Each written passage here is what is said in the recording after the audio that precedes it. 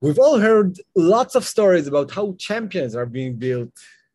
But one team who tried to create a contender by losing on purpose continuously in a very ugly way was the Philadelphia 76ers. This notorious experimental era called The Process was documented wonderfully by our guest today, Yaron Weitzman, a Fox Sports reporter, in a fascinating book called Tanking to the Top.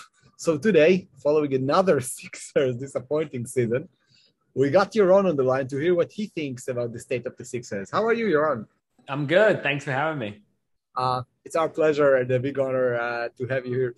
So first of all, were you surprised by the way that this whole Sixers playoff appearance unfolded?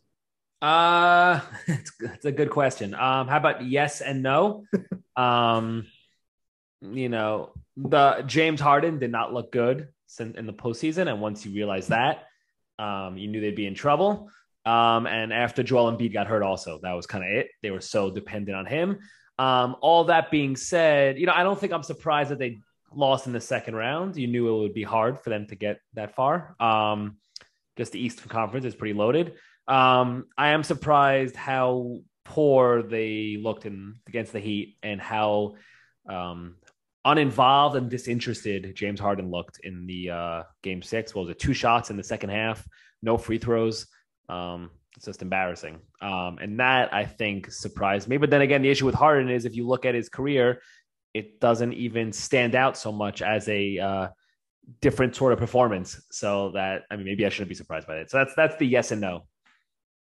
Is it there even a real sense of urgency in the organization because they're heading into a critical summer and always seen after the following the disappointed debacle, if we can call it. It's like finger pointing and people throwing each other under the bus. It doesn't seem like a culture of a winning franchise. It's definitely urgency. This is the basic thing. So you mentioned like the tanking and losing. Joel Embiid is the result of that, right? That's the fruits of that. That's what you got. He is a top 3 player in the league in his prime. Any team who has a guy like that, there's lots of urgency because that's it. Like you have that window to compete in the championship. And if you blow it, like those don't come around very often. So if you have that guy, you got to take advantage. So to not have a team, and he's to blame a little bit, but he's not, but it's not this year, for example, is not him. It's not his fault. But if you have a guy like that, it's on you as an organization to put a proper structure and team around him that he can get out of the second round. And yeah, that's for sure where the urgency comes from.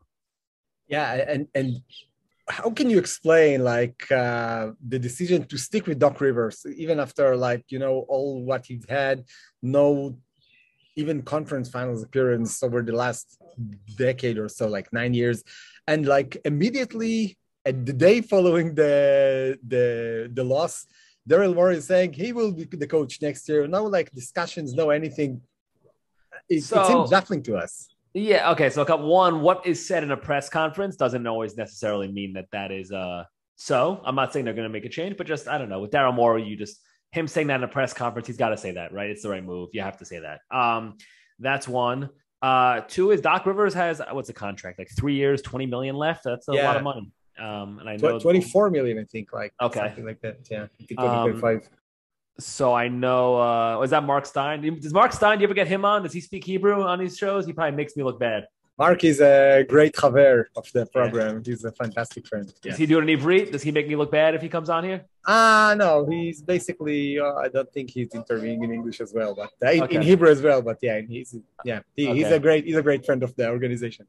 Wanted to make sure he's not making me look silly. Anyway, I love Mark. So I think he had the report for 23. But anyway, so that's a lot of money to eat. And the Sixers, who's the next coach? I don't think Doc Rivers is a great coach. I don't know. I don't know who the answer would be. I know Mike D'Antoni's a name that's brought up, but that would also be a James Harden thing. And is that the move you want to do? Where you're basically saying, hey, we'll bring in the guy for James Harden when this isn't James Harden's, you heard what Embiid said after the game, this James Harden is not used to James Harden. So we're going to bring in a coach who runs stuff through Harden, and not saying that D'Antoni can't do it, can't do different things. So I don't know. Let's wait and see what happens with Doc also. For example, if the Lakers stuff is true and there's lots of, lots of rumors going on there, not even public rumors, but private about, Lakers think he's coming. This is why they were slow playing the coaching search, yada, yada. If you're the Sixers, you're not going to let him out of that contract. Or if you do, like either you make them give you something as a negotiation, or you make sure the contract is Idan, like firing Doc Rivers, you got to pay him. So there's other things going on here, I'm sure, as well. So let's wait and see. I don't know. That's not me saying that I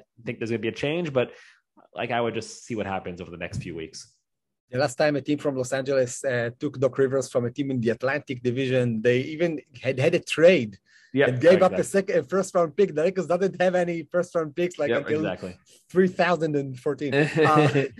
So you mentioned James Harden. We saw that he's clearly not in his prime anymore. Do you think that they're going to give him the max contract? Not a max. Not a max. No, max is out. If they give him a max, then he's got some kind of he's got naked pictures of Dal Morey and Josh Harris on his phone or something and extorting them. There's no chance that there's a max. I do think they'll sign him.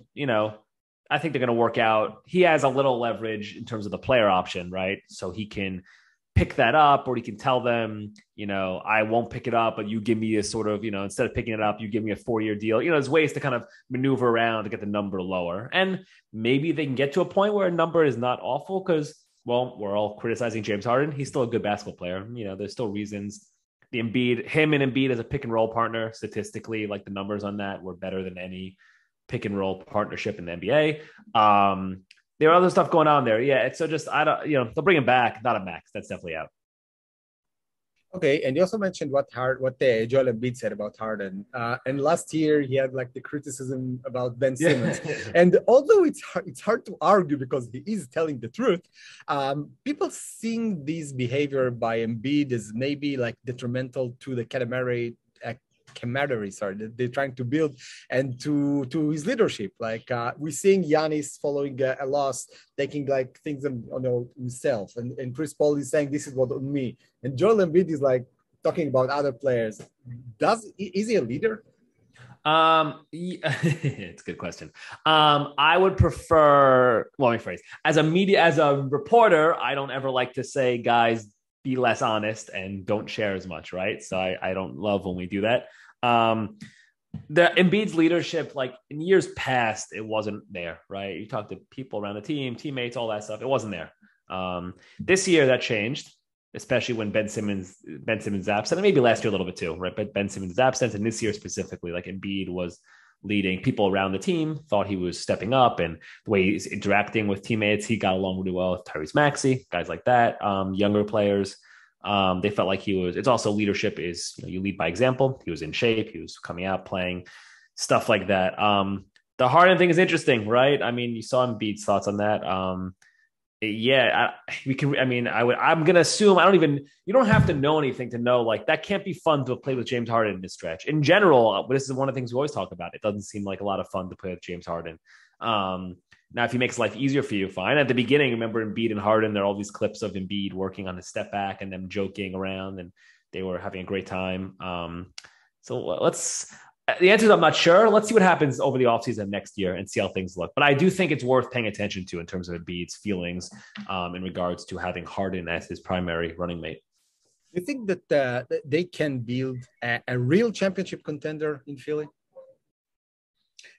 They can. It's going to be hard, right? There's ways to do, and Daryl Morey is really good at being creative with cap space and making trades and things like that. Tyrese Maxey is a big part of this because he's on a rookie deal right now, and he is fantastic. And to get him getting him at 21 might save this whole thing, because that can sort of make up if you're overpaying Harden, but you're underpaying Maxey, it kind of evens out a little bit. And if it can almost be like a seesaw where, Harden's going here, Maxey's going here over the next couple of years as Embiid's primary guy.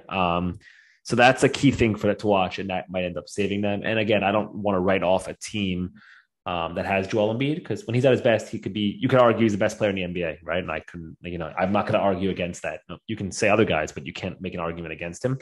They need some more depth, some wings, but those are guys who they should be able to find as well. I don't like to overreact. There's definitely issues here, but a couple additions along the periphery and Maxey takes a step forward and Embiid's healthy come playoff time, and suddenly it's a contender. So. Right. So Yaron Weitzman, Fox Sports, and the author of the fantastic book, Tanking to the Top, buy it because it is really wonderful and fun and like amazing stuff is happening there. Thank you so much for joining us on OSIM NBA's special episode, and have a great day and a great rest of the playoffs. Thank you.